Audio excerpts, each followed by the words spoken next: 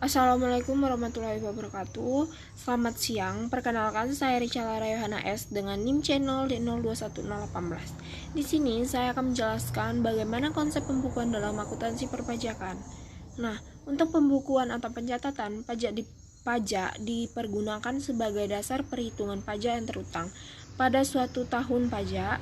Selain itu, informasi yang benar dan lengkap penghasilan wajib pajak sangat penting untuk dapat mengenakan pajak yang adil dan wajar senilai dengan kemampuan ekonomis wajib pajak. Untuk dapat menyajikan informasi yang dimaksud, wajib pajak harus menyelenggarakan pembukuan, di mana dengan pembukuan tersebut wajib pajak dapat mengetahui sendiri berapa besarnya pajak terutang, menyetor, dan melapor pajak. Laporan keuangan yang disusun perusahaan biasanya harus disesuaikan dengan peraturan fiskal ketika laporan keuangan tersebut sebagai dasar pada SPT PPh yang disampaikan ke kantor pajak. Hal ini disebabkan laporan keuangan perusahaan mengacu pada standar akuntansi komersial. Untuk memenuhi kebutuhan pelaporan pajak, maka perusahaan melakukan penyesuaian fiskal atau koreksi fiskal dengan adanya perbedaan antara laba rugi menurut perhitungan akuntansi komersial dengan akuntansi fiskal. Maka sebelum menghitung pajak penghasilan yang terutang terlebih dahulu, laba atau rugi komersial tersebut harus dilakukan koreksi fiskal sesuai dengan Undang-Undang Nomor 17 Tahun 2000. Pembukuan atau pengertian pembukuan yaitu proses pencatatan secara teratur untuk mengumpulkan data informasi tentang keadaan harta, kewajiban atau hutang, modal, penghasilan dan biaya, harga perolehan dan penyerahan barang atau jasa yang terutang, pajak pertambahan nilai atau PPN, tidak terutang PPN, dikenakan PPN dengan tarif 0%, dikenakan pajak penjualan atas barang mewah. Pembukuan ditutup dengan menyusun laporan keuangan berupa neraca dan perhitungan laba rugi pada setiap akhir tahun pajak. Pembukuan wajib pajak diselenggarakan oleh wajib pajak badan atau wajib pajak orang pribadi yang melakukan kegiatan atau pekerjaan bebas dengan peredaran bruto di atas 1,8 miliar per tahun. Syarat-syarat penyelenggaraan pembukuan atau pencatatan diselenggarakan secara teratur dan mencerminkan keadaan atau kegiatan usaha yang sebenarnya dengan menggunakan huruf Latin, angka Arab, satuan mata uang rupiah, dan disusun dalam bahasa Indonesia. Pencatatan dalam 1 tahun harus diselenggarakan secara kronologis. Buku catatan dan dokumen yang menjadi dasar pembukuan atau pencatatan dan dokumen lain termasuk hasil pengolahan data dari pembukuan yang dikelola secara elektronik atau secara program aplikasi online. Wajib pajak harus disimpan selama 10 tahun di tempat tinggal wajib pajak atau tempat kegiatan usaha atau pekerjaan bebas.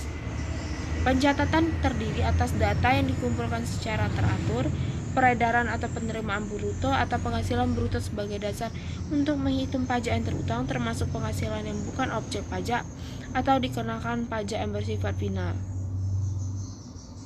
Pembukuan sekurang-kurangnya terdiri dari catatan yang dikerjakan secara teratur tentang catatan mengenai harta, kewajiban modal, serta penghasilan dan biaya, serta penjualan dan pembelian sehingga dapat dihitung besarnya pajak yang terutang. Bagi WP yang mempunyai lebih dari satu jenis usaha atau tempat usaha, pencatatan harus dapat menggambarkan secara jelas untuk masing-masing jenis usaha atau tempat usaha yang bersangkutan. Selain menyelenggarakan pencatatan di atas wajib pajak orang pribadi, harus menyelenggarakan pencatatan atas harta dan kewajiban. Pengecualian pembukuan, wajib pajak dikecualikan dari kewajiban menyelenggarakan pembukuan dan melakukan pencatatan atas adalah wajib pajak orang pribadi yang tidak mempunyai menyampaikan surat pemberitahuan tahunan pajak penghasilan. Tujuan penyelenggaraannya yaitu pengisian SPT, perhitungan penghasilan kena pajak, penghitungan PPN dan PPNBM, mengetahui posisi keuangan dan hasil kegiatan usaha atau pekerjaan bebas. Tujuan pencatatan adalah untuk mempermudah pengisian SPT, penghitungan penghasil kena biaya, penghitungan PPN dan PPNBM. Tempat penyimpanan buku, catatan, dan dokumen.